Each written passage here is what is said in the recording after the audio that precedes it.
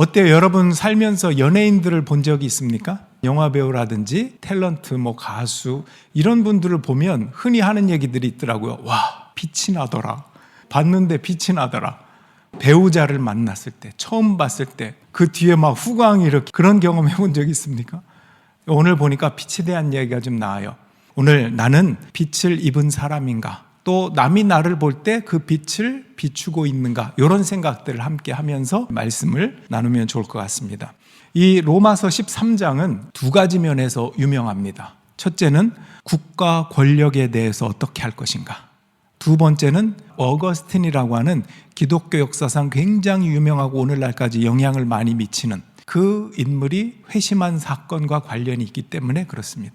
자, 그래서 이 두 가지를 오늘은 좀 볼 텐데, 먼저 첫 번째로 국가 권력에 대한 유명한 구절입니다. 13장 1절을 먼저 보여주세요. 사람은 누구나 위에 있는 권세에 복종해야 합니다. 모든 권세는 하나님께로부터 온 것이며 이미 있는 권세들도 하나님께서 세워주신 것입니다. 굉장히 본질적이고 정설적인 국가 권력에 대한 성도들의 태도를 말합니다. 국가 권력, 통치자들은 하나님이 세워주신 대리인이니까 하나님의 뜻을 잘 이루라고 세워준 거니까 잘 순종하고 따르고 해. 이런 말이 우선입니다. 그런데 기독교 2000년 역사에서 저 말씀이 그냥 박제가 되어서 사용되는 경우가 있었어요. 잘못된 권력이라든지. 여러분, 예를 들어 일제시대에 우리가 굴종을 해야 되는가, 히틀러에게 굴종을 해야 되는가, 이런 부분에 맞닥뜨려서조차도 무조건 복종하라고 했잖아, 성경에. 로마서 13장 저 말씀을 들이미는 거예요. 그럼 아무것도 못하고 저항도 못하고 이런 거예요. 사도 바울은 로마서 저 13장 전에 12장 끝에서부터 시작되는 말씀인데, 악에게 지지 말고 선으로 악을 이기라는 말씀이 있거든요. 국가 권력이 잘못될 때는 선으로 싸워야 되는 거예요. 그렇다고 무기를 들고 폭력을 써서 하는 건 아니지만 진리와 빛과 사랑과 선으로 대항하고 저항해야 된다는 게 기독교의 정신이었습니다. 그러니까 무조건 저 문자적인 말씀으로 아무것도 하면 안 돼, 그렇지 않습니다. 국가 권력이라고 하는 것이 제일 복종에 대한 샘플이 군인이에요. 군인. 복무신조가 생각이 나는데, 우리는 국가와 국민의 충성을 다하는 대한민국 육군이다, 이렇게 시작해요. 그런 것처럼 우리는 국가와 국민의 충성을 다하는 시민이다, 이런 거잖아요. 여러분 돌아보세요. 바울이 말하고 있는 이 로마 시대는 네로라고 하는 악명 높은 황제가 있었던 때예요. 구약으로 더 거슬러 올라가면 선지자 예언자들이 왕에게 늘 저항했어요. 바른 말하고 예언자들이 그 역할을 했어요. 한국에도 여러 가지 어려움들이 있었죠. 물론 대통령이 탄핵되고 한 것들이 애석한 면은 있지만 그것을 회복하는 과정에서 피 흘림 없이 이 민주주의를 수호했다라고 하는 그런 평가들을 많이 받습니다. 저는 지금 정치적인 어떤 이야기를 하려고 하는 게 아니라 저 말씀을 설명하기 위해서 계속 이 말씀을 드리는 거예요. 예를 들어 아까 우리가 여는 찬양 때 두 번째 찬양, 선한 능력으로 가는 찬양 생각나시죠? 이 찬양은 보네포 목사님이라고 하는 분이 히틀러에게 저항하다가 처형당한 그 보네포 목사님이 쓴 시가 가사가 된 찬양이에요. 선한 능력으로라는 찬양입니다. 그런 것처럼 우리 기독교 역사상 잘못된 것에 대해서 저항하고 부르짖었던 역사가 굉장히 많았다는 것입니다. 자, 이제부터 또 다른 관점입니다. 그러나 본질적으로, 원론적으로 국가 권력에 대해서는 어떻게 해야 되느냐? 우리는 책임을 다해야 된다. 그냥 뭐가 잘못됐어, 뭐가 잘못됐어, 항상 비난만 하고 내가 할 일은 안 한다. 이건 또 성경이 말하는 게 아닙니다. 세금 낼 거 있으면 제대로 내라. 지킬 법이 있으면 제대로 지켜라, 이런 거예요. 그래서 너희가 국가 권력에 대해서 해야 하는 책임은 잘 해라. 여기까지가 첫 번째, 로마서 13장이 유명한 이유가 됩니다. 두 번째, 어거스틴이 회심한 구절이다, 그렇게 얘기했는데, 어거스틴은 오늘날 기독교에 굉장히 영향을 주는 4세기 사람이니까 300년대 354년에 태어나고 신앙적인 신학적인 모든 면에서 굉장히 큰 역할을 했던 사람입니다. 근데 그가 처음부터 성자라는 소리를 듣지 않았어요. 처음에는 잘못된 삶을 살았습니다. 본인의 고백록이라든지 기사에 의하면 청년 시절에 방탕한 생활을 굉장히 많이 했습니다. 특별히 섹슈얼 이모랄리티, 성적인 타락, 방탕하고 이런 것들을 많이 했습니다. 쾌락을 추구하는 습관을 버리지 못하는 자신의 내면적인 그런 투쟁을 하면서 살아왔어요. 나는 왜 이런 생활을 깨끗하게 끝내지 못할까? 이런 죄책감으로 살다가 그러던 30대쯤에 그가 돌아오는 경험을 합니다. 이게 환청인지 몰라도 옆집에서 아이들의 노래소리가 들려요. 곡조는 몰라요. 그 가사는 집어 읽어라, 집어 읽어라. 그 순간에 자기 앞에 바울 서신이 성경이 있었어요. 그것을 딱 펴 들었는데 오늘 본문 말씀이에요. 밤이 깊고 낮이 가까이 왔습니다. 그러므로 우리는 어둠의 행실을 벗어버리고 빛의 갑옷을 입읍시다. 낮에 행동하듯이 단정하게 행합시다. 호사한 연애와 술 취함, 음행과 방탕, 싸움과 시기에 빠지지 맙시다. 주 예수 그리스도를 옷을 입으십시오. 정욕을 채우려고 육신의 일을 꾀하지 마십시오. 여기 보면 아마 섹슈얼 이모랄리티 저 구절이었던 것 같아요. 정욕을 채우던 육신의 삶, 방탕한 생활, 시기와 남에게 보여주기 위한 생활, 이런 것들에 대해서, 그러니까 빛이 들어오니까, 빛이 어거스틴의 폐부를 뚫고 들어오니까 내 어둠들이 보이기 시작하고 더 강력한 빛 가운데 그 어둠이 물러가는 경험을 하게 된 것입니다. 어거스틴은 성령의 만져주심 때문에 이 말씀을 통해서 철저하게 회심하게 되었습니다. 오랫동안 망설였거든요. 내가 하나님 앞에 가야 되는데 하면서도 어둠에 머물던 그 긴 오랜 시간, 결단하면서도 작심삼일이 되어버리는 자기의 연약한 육신의 모습을 보면서 하나님을 의지하고 또 의지하고 결국은 하나님을 만나게 되었습니다. 물론 어머니의 자녀를 위한 평생의 기도이죠. 386년 8월 늦여름에 이런 경험을 했습니다. 이렇게 회심을 경험한 후에 일화가 있습니다. 그 전에 이렇게 잘 어울리던 여성들이 있었는데 지나가다가 길에서 오래간만에 그 여인을 만났어요. 그 여인이 어거스틴 아니야? 그랬더니 어거스틴이 했던 유명한 말이 있습니다. 뭐라고 했냐면 너는 너지만 나는 내가 아니다. 어떤 의미인지 알겠죠? 예전의 내가 아니다, 이런 뜻입니다. 여기 보면 빛의 갑옷을 입어라 12절 끝에 나온 저 말씀은 13절의 중간에 주 예수 그리스도로 옷을 입으십시오, 이 말과 같은 말이에요. 갑옷이라고 하는 것은 평범한 옷이 아니라 뭔가 보호하고 막는 옷이에요. 화살이 뚫지 못하게 입는 옷이 갑옷이지 않습니까? 한 왕자가 있었습니다. 어릴 적에 전쟁이 나서 왕자임에도 불구하고 도망갔어요. 한 신하에 의해서 길러졌습니다. 근데 그 신하를 아빠라고 생각하고 컸어요. 어느 정도 컸을 때 이 아빠가 이야기를 합니다. 사실 너는 왕자다. 너의 진짜 아버지는 우리 임금님이었고 나는 임금님의 신하였다. 너를 살리기 위한 고육지책이었고 그 증표로 이게 목걸이를 해보라는 거예요. 그리고 옷을 입혀줍니다. 근데 이 아이는 자라오면서 늘 인정받고자 하는 그런 노력을 기울였어요. 그게 너무 힘들었어요. 다른 사람이 나를 어떻게 볼까? 근데 그 아빠가 이야기를 합니다.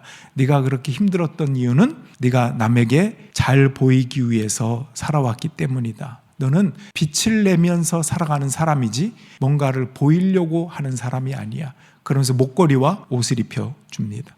마찬가지로 너는 사랑하는 내 아들이고 딸이다. 그런 전제 속에서 저 말씀이 있는 거예요. 하나님이 너희들을 볼 때 너희들은 사랑하는 내 자녀다라고 말씀하시는 것입니다. 그러니 나의 빛의 갑옷을 입어라 라고 하는 거예요. 빛의 갑옷은 이미지를 입는 게 아니고 속사람을 입는 것입니다. 예수 그리스도를 입을 때 우리 속사람이 강건해집니다. 그 속사람은 예수 그리스도의 성품이기 때문에 그렇습니다.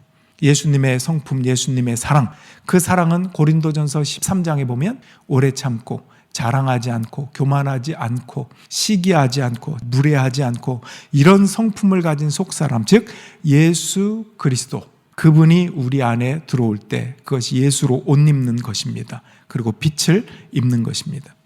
한 어린이가 그랬대요. 이 가정의 달 이제 마지막 주일인데 설거지하고 있는 엄마에게 툭툭 등을 치면서 종이를 한 장 줍니다. 거기에는 뭘 썼냐면 이런 내용을 썼습니다. 내가 내 방 청소한 값 2,000원, 엄마 심부름한 값 1,000원, 장 보러 같이 가서 무거운 거 들어준 거 3,000원, 쓰레기 분리수거 한 값 1,000원, 아빠 안마해드린 값 3,000원, 모두 10,000원, 이 청구서를 줬습니다. 이 어린아이는 엄마가 10,000원을 주겠지? 기대에 부푼 마음으로 기다리고 있었어요. 엄마가 그 종이를 받아들고 한 번 더 보고 책상에 앉아서 종이 뒷면에다가 씁니다. 이렇게 씁니다.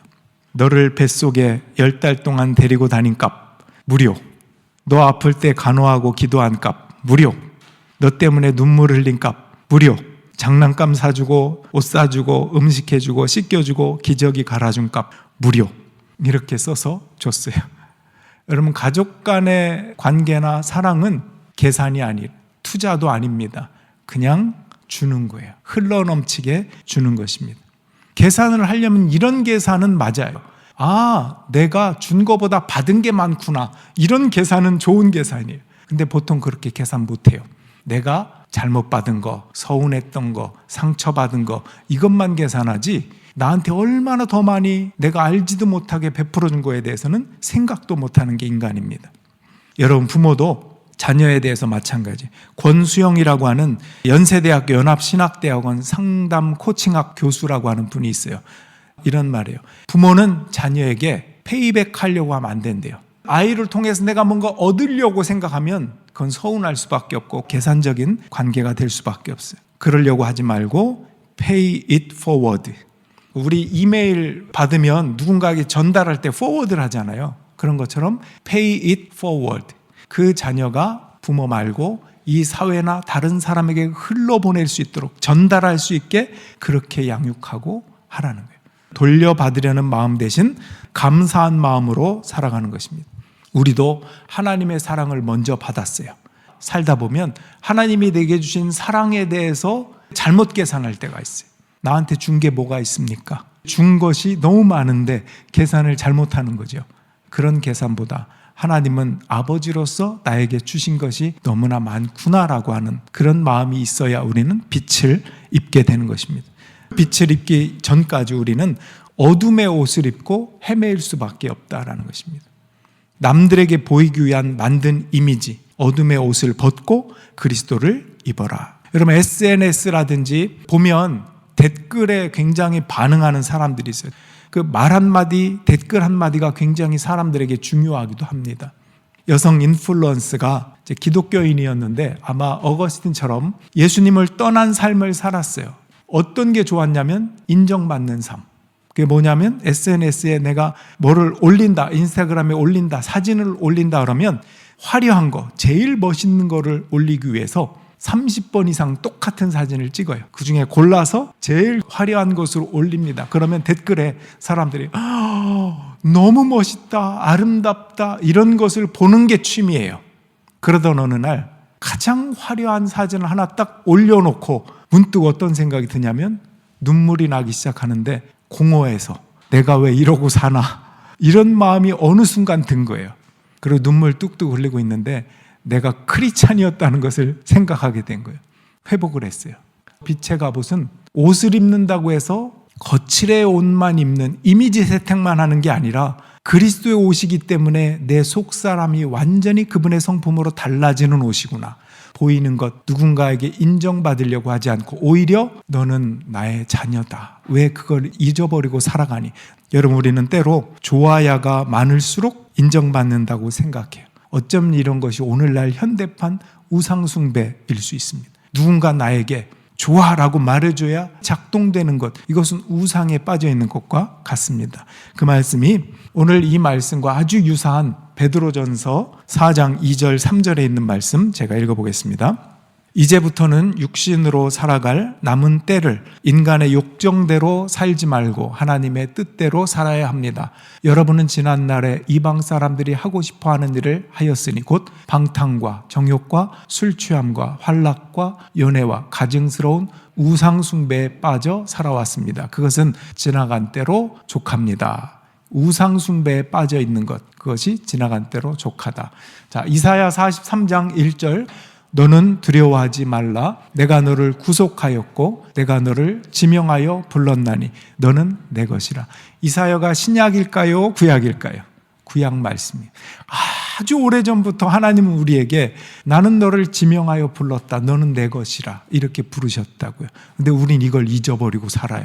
그러면서 세상 가운데 내 이미지를 위해서 세상의 어떤 더 화려한 것을 위해서 거칠애를 꾸미면 삶, 그 우상 숭배 속에서 나 자신이 병들고 지치고 어둠 속에서 헤매는지조차도 모르고 살아가요. 그러다가 어느 순간 내가 당신의 자녀입니다 하는 것을 깨달을 때 비로소 우리의 모습을 내려놓고 그리스도로 옷을 입습니다. 자, 여러분들은 그리스도로 옷을 입었습니까? 한번 오늘 말씀을 정리해 봅시다. 그리스도로 옷을 입은 사람은 애써 인정받으려고 하지 않아도 돼요. 왜? 이미 사랑받았으니까. 인정받으려고 하는 인간의 욕구는 내가 누군가에게, 그게 부모든 친구든 가족이든 누구든 사랑받으려고 하는 거거든요. 근데 이미 너는 사랑받았어. 너는 내 자녀야. 내가 너를 사랑한다고, 너는 내 것이라고, 내가 너를 지명했다고 했는데도 믿지 못하니까 계속 사랑받으려고 인정을 추구하는 거예요. 그러니 예수 그리스도를 입은 사람은 인정받으려고 행동할 필요가 없어요. 왜? 이미 사랑받았으니까. 시기하거나 경쟁하거나 질투하거나 비교하지 않습니다. 왜? 겸손과 섬김의 예수 그리스도가 내 안에 있기 때문입니다. 어두움으로 살지 않습니다. 이미 빛을 입었기 때문입니다. 여러분 한번 실천해 봅시다. 매일 아침 여러분들이 아침에 옷을 입잖아요. 아침에 옷을 입을 때 그렇게 해봅시다. 그리스도로 옷 입게 하옵소서. 그리스도로 옷 입게 해주셔서 감사합니다. 이렇게 해봅시다. 부끄러운 부분을 가리게 해주심도 감사합니다. 내 수치, 내 열등감, 내 자랑, 내 우울감, 이 모든 것으로부터 나를 지켜주시는 빛의 갑옷을 입혀주셔서 감사합니다. 어때요? 한번 해보시겠습니까? 네, 그렇게 옷 입으면 먼저 다가갈 수 있고 나와 맞지 않는 사람도 이해할 수 있고 수고한 사람에게는 감사하다고 말할 수도 있습니다. 빛의 갑옷을 입는 한 주간이 되기를 주님의 이름으로 축원합니다. 오늘 말씀을 생각하면서 나의 안에 거하라 찬양 드립시다.